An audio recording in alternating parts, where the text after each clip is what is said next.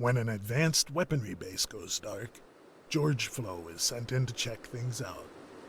When boarded the transport carrier, the mention of advanced weaponry development brought back flashbacks. Flo remembered the day many years prior when he was at school. He remembered sitting in the office and staring outside the window for his parents to arrive. He remembered waiting and watching, and no one ever showing up.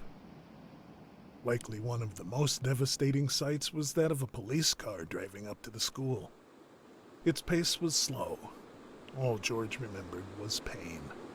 His parents were dead, gone forever. It felt surreal at the time. His father had been presenting newest and most versatile combat robot to date, the real achievement of artificial intelligence.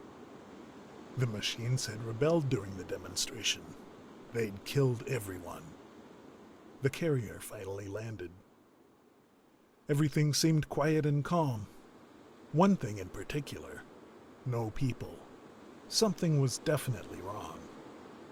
No sooner had George come to that conclusion than did he come to another unusual discovery. All radios were useless. Something was blocking communications in and out. Jamming signal must have been emanating from a generator somewhere. Going over the map and checking the records, he found that there was only one place that fit the necessary description. This was his next stop. The generator just sat at the center, with an unusual metal plate. He looked closer. On the plates were written the words, "Destroy me." That's when the attack finally came. The battle was tough. The generator was completely destroyed. He looked back, felt his heart quicken. Flashbacks forced themselves to the front of his mind. He remembered his parents had been torn apart by the cold machinery. Suddenly, he was a child again. He couldn't take his eyes off the scene. He was frozen.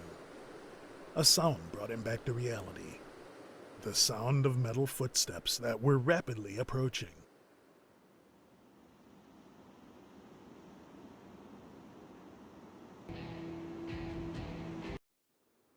No luck with the generator.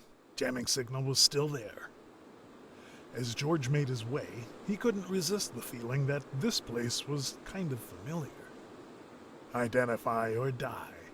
George turned his head. A warbot was standing there, ready to fire its weapons should it receive the wrong answer. He didn't waste a second. He raised his own weapon and prepared to do the same. It was much more powerful than the others. He removed the plate from his head and pulled the cord from the bag. He plugged the cord into an implant in his arm and switched on the helmet cam.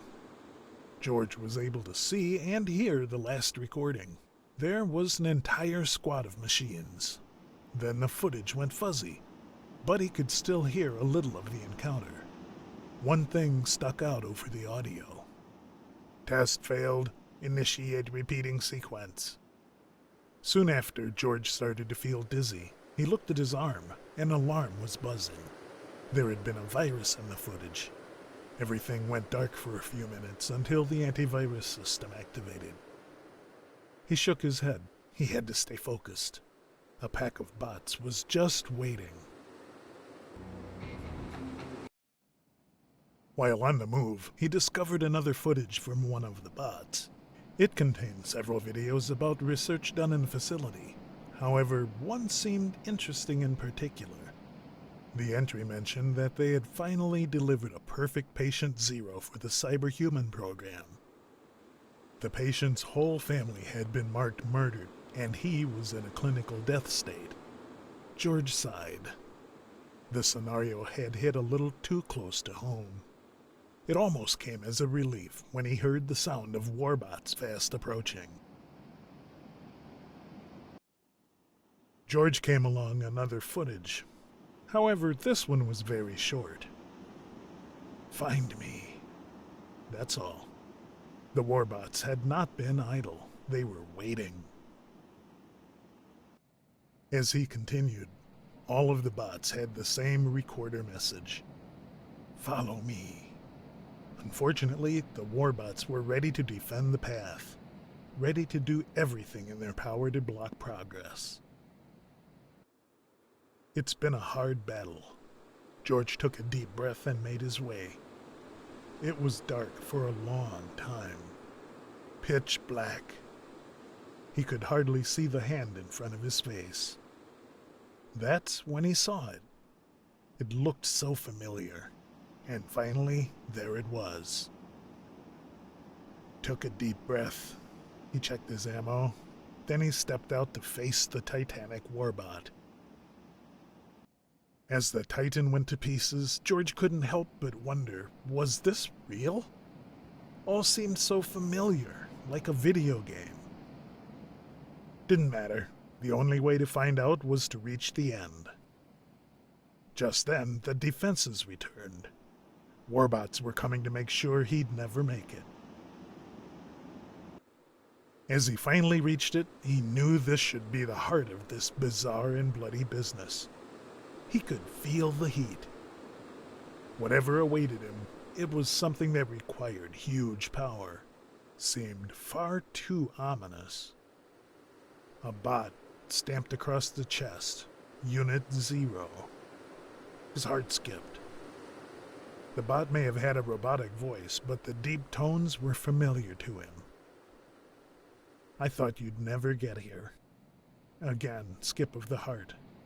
George grimaced.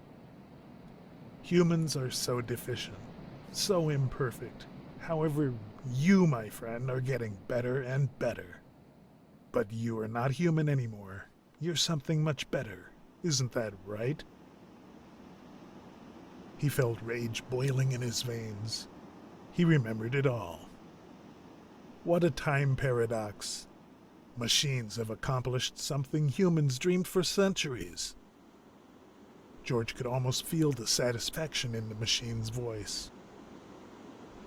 So, let's change the past, Machine said. Again. The carrier finally landed. Everything seemed quiet and calm. One thing in particular. No people.